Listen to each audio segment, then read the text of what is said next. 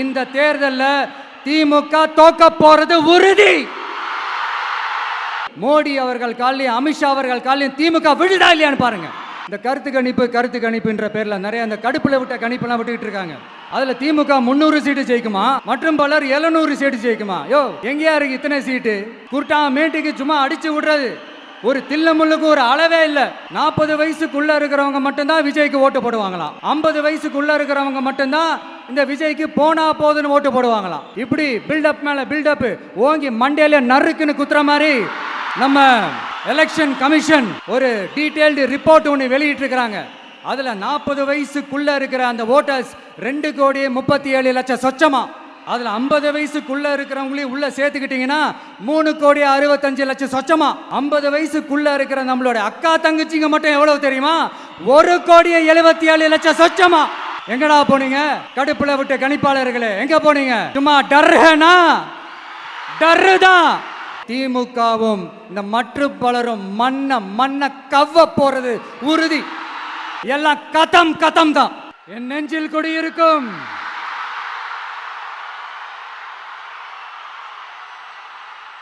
உங்கள் அனைவருக்கும் என்னுடைய வணக்கம்.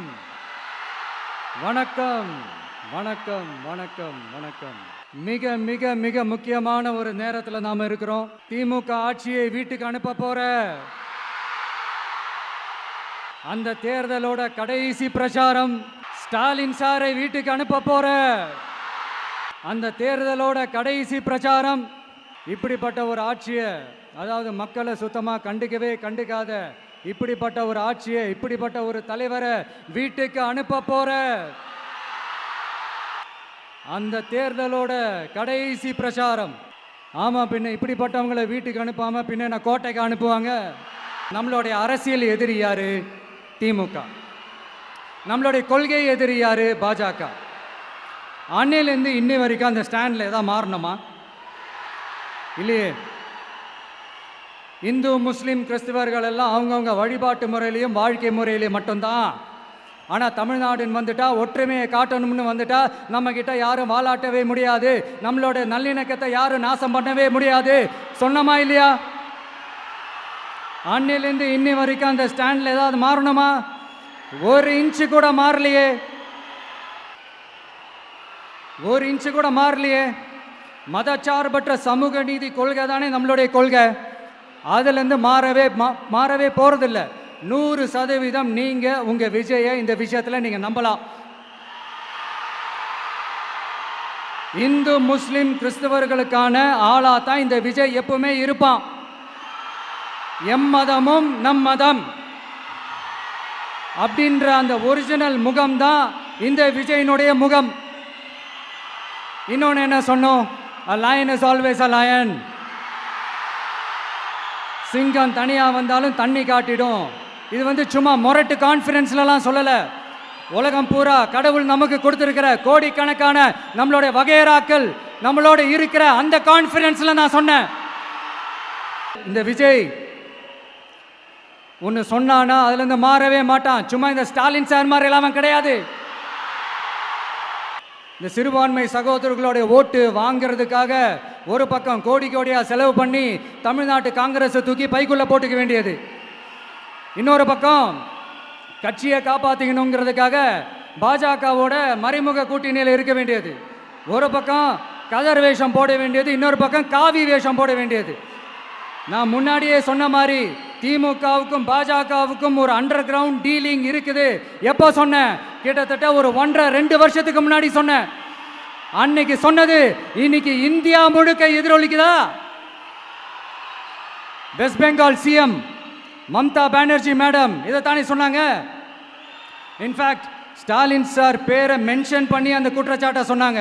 இதுக்கு என்ன சார் பதில் வச்சு சொல்ல போறீங்க? ஸ்டாலின் சார் மக்கள் கிட்ட மாட்டிக்கிட்டு முழிக்கிறாரு. இந்த தேர்தலில் திமுக தோக்க போறது உறுதி. தோத்துட்டு அந்த ஆஃப்டர் எலெக்ஷன்ஸ் அந்த எஃபெக்ட் என்னவா இருக்குன்னு இப்பவே சொல்றேன். கட்சியை காப்பாத்திக்கணும்ல, ஏகப்பட்ட கேஸ்லாம் இருக்குதுல்ல, லஞ்ச கேஸு, ஊழல் கேஸு, திருட்டு கேஸு, அவங்க குடும்பத்து மேலே மினிஸ்டர்ஸ் மேலே எல்லாத்தையும் காப்பாற்றிக்கணும்ல. போய் மோடி அவர்கள் காலையும் அமித்ஷா அவர்கள் காலையும் திமுக விழுதா இல்லையான்னு பாருங்க. அன்னைக்கு தெரியும் மக்களே, சிறுபான்மை சகோதரர்களே, அன்னைக்கு தெரியும் இந்த திமுகவோட மொத்த சாயமும் வெளுக்க போகுது. அது மட்டுமா, பாஜகவோட முதல் அடிமை யாருன்னு போட்டி வேற. நீயா நானா, நானா நீயா, யாருக்கு யாருக்கும், இந்த திமுகவுக்கும் மற்றும் பலருக்கும். அதனால சிறுபான்மை சகோதரர்களோட இந்த விஜய் கூடவே நிப்பான் நிப்பான் நிப்பான், அதுல எந்த மாற்று கருத்துமே கிடையாது.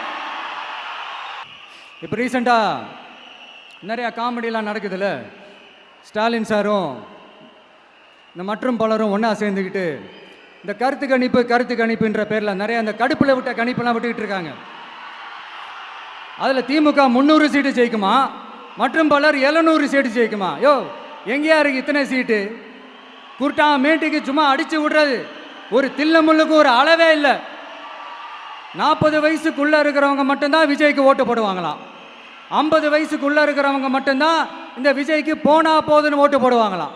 இந்த 40 வயசுக்குள்ளே இருக்கிறாங்களா இந்த ஓட்டர்ஸ், அவங்களாம் ரொம்ப கம்மியா. ஆனால் இந்த 50லேருந்து 80 வயசு வரைக்கும் இருக்கிறாங்களே அந்த ஓட்டர்ஸ் ரொம்ப ஜாஸ்தியா. ஆனால் அவங்க யாரும் விஜய்க்கு ஓட்டு போட மாட்டாங்களாம். இப்படி பில்டப் மேலே பில்டப்பு ஓங்கி மண்டையில நறுக்குன்னு குத்துற மாதிரி நம்ம எலெக்ஷன் கமிஷன் ஒரு டீட்டெயில்டு ரிப்போர்ட் ஒன்று வெளியிட்டிருக்கிறாங்க. அதில் 40 வயசுக்குள்ளே இருக்கிற அந்த ஓட்டர்ஸ் 2,37,00,000 சொச்சமா. அதில் 50 வயசுக்குள்ளே இருக்கிறவங்களையும் உள்ளே சேர்த்துக்கிட்டிங்கன்னா 3,65,00,000 சொச்சமா. அந்த 3,65,00,000 சொச்சத்தில் 50 வயசுக்குள்ளே இருக்கிற நம்மளோட அக்கா தங்கச்சிங்க மட்டும் எவ்வளவு தெரியுமா? 1,77,00,000 சொச்சமா. எங்கடா போனீங்க கடுப்புல விட்ட கணிப்பாளர்களே, எங்க போனீங்க? சும்மா டர்னா டர்தான். இந்த கடுப்புல விட்ட கணிப்பாளர்களுக்கு ஒரே ஒரு கேள்வி. இந்த 60 வயசு மேலே இருக்கிறவங்க, இந்த 70-80 வயசுல இருக்கிற என்னுடைய அம்மா பாட்டி அப்பா தாத்தா இவங்க எல்லாரும் நம்ம வீட்டு புள்ள விஜய், நம்ம வீட்டு புள்ள விஜி அப்படின்னு சொல்றதெல்லாம் உங்க காதுல விழலையோ? இந்த உண்மையெல்லாம் வெளியில சொல்லிடாதன்ட்டு 2 பேரும் நல்லா கவனிச்சு அமிச்சாங்களோ? அதனால இந்த கருத்து கணிப்பு, கடுப்புல விட்ட கணிப்பு, என்ன விட்டாலும் திமுகவும் இந்த மற்ற பலரும் மண்ண கவ்வ போறது உறுதி. அவங்களோட இந்த ஆட்சி கனவு, லஞ்ச கனவு, ஊழல் கனவு, கொள்ளையடிக்கிற கனவு எல்லாம் கதம் தான். இப்போ ரீசெண்டா பாண்டிச்சேரி எலெக்ஷன்ல, அந்த எலெக்ஷன் டேல கிட்டத்தட்ட 90% மேல போலிங் ஆயிருக்குது. விட்டா 100% ஆயிருக்கும் போல் இருக்கு. அதே மாதிரி போலிங் நம்ம தமிழ்நாட்டில் நடக்குதா இல்லையான்னு பாருங்க. அதனால மக்களே, உங்க எல்லாரையும் கையெடுத்து கும்பிட்டு கேட்கிறேன், பூத்துக்கு போய் ஸ்டாலின் சார் கிட்ட இருந்து நம்ம தமிழ்நாட்டை காப்பாத்தி ஆகணும், நம்ம ஜனநாயகத்தை காப்பாத்தி ஆகணும். என்ன பிஸியா இருந்தாலும், என்ன வேலையா இருந்தாலும், என்ன வெளியூர்ல இருந்தாலும், எந்த பூத்துல உங்களுடைய ஓட்டு இருக்குதோ அங்க வந்து தயவு செஞ்சு நம்மளுடைய விசில் சின்னத்துக்கு உங்க ஓட்டு போடுங்க. தயவு செஞ்சு உங்க விஜய்க்கு ஒரு வாய்ப்பு கொடுங்க.